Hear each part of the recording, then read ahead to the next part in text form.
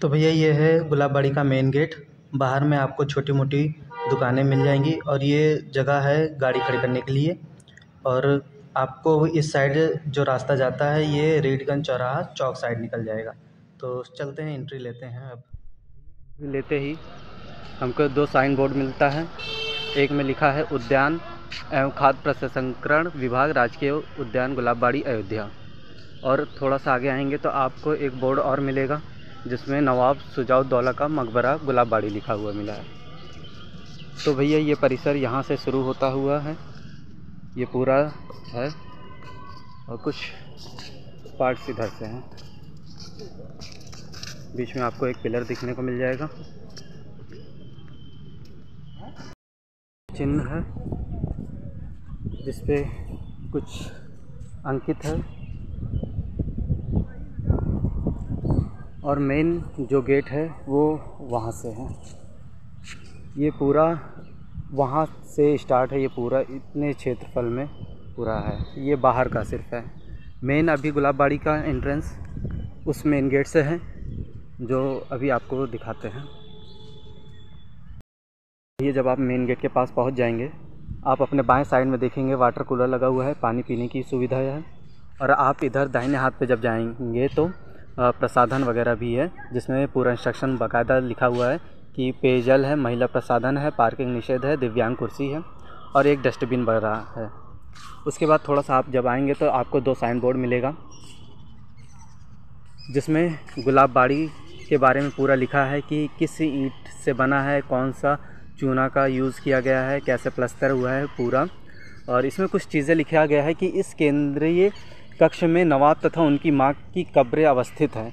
मुग़लों की चार बाग शैली के अनुरूप परिसर के केंद्र में मकबरा अवस्थित है, जिसके चारों ओर बगीचे, फव्वारे एवं जल संवाहनिकाओं इस स्मारक की सौंदर्य वृद्धि में सहायक है। और आपको एक बोर्ड और मिल जाता है, भारतीय पुरातत्व सर्वेक्षण कार्यालय संरक्षण सहायक। और एक प्लस पॉइंट और है आपको कि जो ब्लाइंड लोग होते हैं वो लोग कैसे पढ़ेंगे, तो उसके लिए ब्रेल लिपि में आपको ये दिया गया है जिसमें ब्लाइंड लोग टच करके पढ़ सकते हैं कि इसके बारे में क्या है। ये पूरा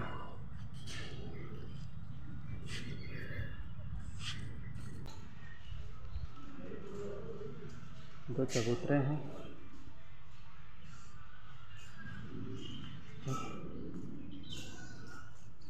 और ये मेन परिसर अब शुरू हुआ।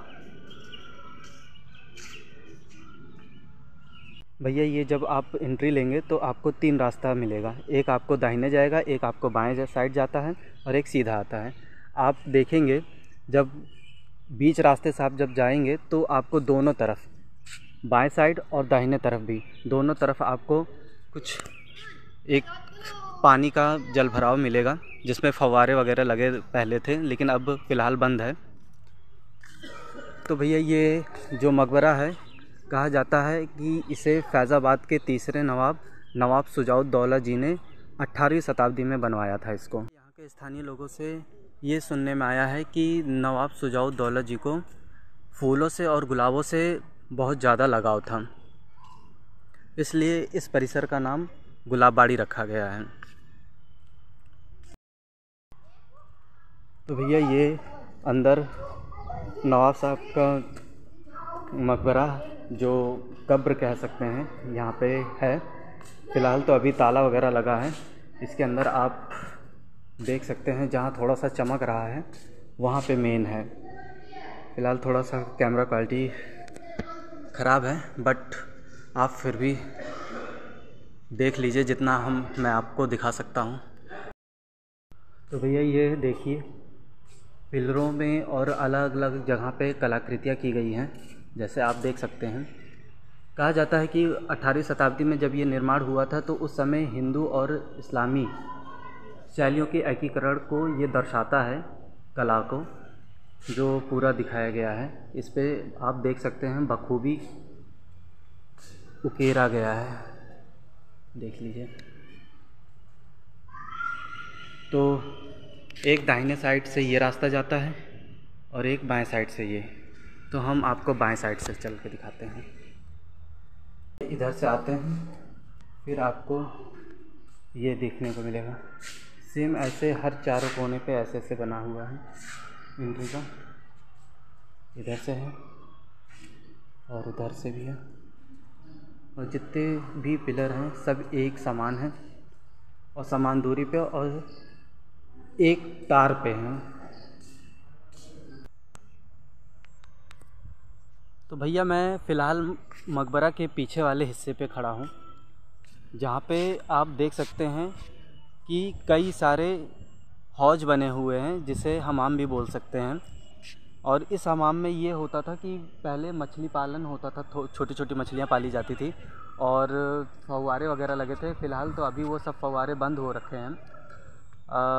अब सरकार को थोड़ा सा नज़र डालना पड़ेगा, जितने भी अपने पुरातत्वीय स्थल हैं उसको थोड़ा सा आगे बढ़ाने का काम करें, जाकि और से और पर्यटक आएँ। क्योंकि अभी अपना अयोध्या है, तो अयोध्या वैसे भी पर्यटक स्थल हो चुका है मंदिर की वजह से, लेकिन उसके साथ साथ जितने भी और भी पर्यटक स्थल हैं अपने अयोध्या में, तो उसको भी कार्य निर्माण में लगाना चाहिए कि हाँ थोड़ा सा और सुंदर हो और हमारा नाम और आगे बढ़े, भारत में अयोध्या और आगे तक जाए।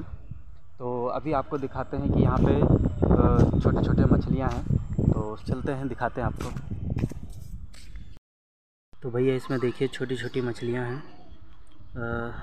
पानी थोड़ा हरा है और मछलियाँ भी थोड़ी हरी हरी है, इसलिए सही से दिख नहीं रहा है, बट फिर भी मैं आपको दिखाने की पूरी कोशिश करूँगा। तो भैया ये मकबरे का बायां वाला हिस्सा है। तो जैसे आप देख रहे हैं एक लंबा सा हौज बना हुआ है और ये एक छोटा सा हौज बना है। तो लंबे वाले 2 हौज हैं और छोटे वाले 2 हौज हैं। तो जितने हौज बाएं तरफ हैं और सेम ही हौज आपको दाहिने तरफ भी देखने को मिल जाएगा। जितनी लंबाई की जितनी चौड़ाई की हौज बने हुए हैं, उतने ही लंबाई चौड़ाई के हौज आपको दाहिने तरफ भी देखने को मिल जाएगा। और इसमें एक सुविधा ये है कि अगर कोई बड़े बुजुर्ग लोग आ रहे हैं और चलते चलते अगर वो थक जा रहे हैं, तो आपको बैठने की भी सुविधाएं दी गई हैं। चारों तरफ इसके बेंच लगाए गए हैं ताकि आप बैठकर वहाँ पर रेस्ट कर सकते हैं, और ये विभिन्न प्रकार के पेड़ पौधे भी लगाए गए हुए हैं। तो भैया ये बाएं वाला हिस्सा है। आप इस मकबरे के अंदर आप चारों तरफ देखेंगे सेम ऐसे ही आपको कलाकृतियाँ मिलती रहेंगी। दीवार के ऊपर छत पे भी ऐसे मिलेंगी और दीवार पे जो पिलर हैं वो सब भी मिलेंगे। अब ये लगभग 18वीं शताब्दी में बना था, तब से इसका कुछ निर्माण नहीं हुआ था, पुनर्निर्माण नहीं हो पाया है, और जिसके कारण पूरा ये अभी निकलता चला जा रहा है। और यहाँ पे देख रहे हैं कि जितने लोग आते हैं कुछ ना कुछ लिख देते हैं, कुछ गंदगियाँ पान वगैरह खा के थूक देते हैं। तो मेरा आप सबसे एक विनम्र निवेदन है कि कृपया करके आप इस तरीके की गंदगियाँ बिल्कुल ना करें। और ये निकलते हुए हम फिर अपने वही मेन तरफ चले आए। मेन जो था गुलाबबाड़ी का मेन, यही अभी आपको दिखाए थे कि यहाँ पे मकबरा था, अंदर जो कब्र वगैरह है। तो भैया मेरा आपसे सिर्फ एक यही निवेदन है कि आप भारत के किसी भी क्षेत्र में रहते हों, आप कहीं भी पुरातत्व स्थल देख ही लीजिए, आपकी वो एक विरासत है। तो आपको ये है कि जिस तरीके से आपका भारत का नाम हो रहा है, तो आपके भारत के विरासत को आप ही को बचाना है। तो इस तरीके की गंदगियाँ बिल्कुल ना करें, हर जगह पान वगैरह थूके हुए हैं, तो ये आपका ही नाम होगा कि हाँ मैं इस जगह से रिलेटेड हूँ। तो कृपया करके इस चीज़ की गलतियाँ ना करें। आप शिक्षित लोग हैं और अशिक्षित लोग भी ऐसा नहीं करते हैं, तो शिक्षित होके तो बनता ही नहीं है। फिर से वही सामने आ गए हैं, आपको उधर से जाते हुए हम पीछे होते हुए इस साइड से निकलते चले आए। तो एक चीज़ ये है कि भैया अब ऊपर जाने का एक रास्ता था, ये जो कि आपको दिखा देते हैं। ताला लग गया है फ़िलहाल, इसमें रोक दिया गया है, तो कोई भी ना जा सके ऊपर। और यहाँ पे एक और साइन बोर्ड मिल जाता है, नवाब शुजाउद्दौला का मकबरा। यहाँ पे शाम के टाइम बच्चे आते हैं खेलने कूदने के लिए, और अभी भी लोग आए हैं, बहुत लोग घूमने टहलने के लिए, ये देख सकते हैं। अब चलते हैं, आपको उस तरफ दिखाते हैं जहाँ पे कुछ पौधे वगैरह लगाए गए हैं। जिसे कह सकते हैं नर्सरी वगैरह है। तो चलिए दिखाते हैं आपको उधर। एक चीज़ ये है कि भैया इस मैदान में देखिए आपको बैठने के लिए कई बेंच मिल जाएंगे पूरा इधर। उधर डस्टबिन लगे हुए हैं, इधर भी डस्टबिन लगे हुए हैं। तो कृपया करके आप जब भी आइए यहाँ पर कुछ भी खाइए तो उसका रैपर वगैरह आप डस्टबिन में ही जाकर फेंकिएगा। ये साइड का व्यू है।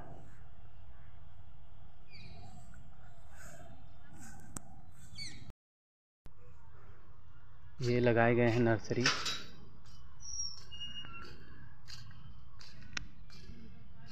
और यहाँ पे लोग रहते हैं जो यहाँ के देख रेख में लगे हुए रहते हैं।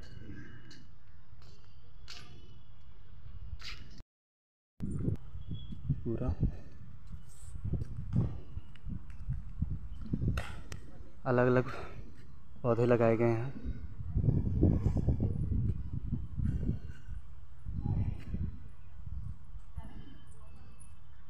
हम फिर से अपने मेन गेट पे आ गए हैं।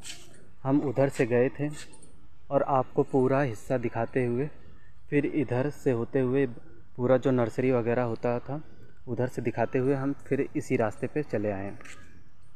तो भैया ये था पूरा गुलाबबाड़ी का अंदर का नज़ारा।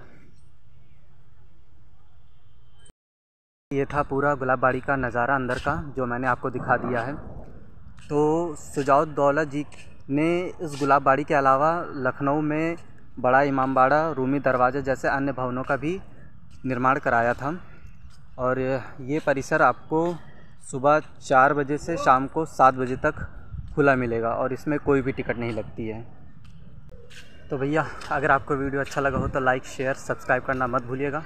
और अगर आप इंस्टाग्राम और फेसबुक पे देख रहे हैं तो फॉलो करना भी मत भूलिएगा। मिलते हैं अगले वीडियो में, तब तक के लिए नमस्कार।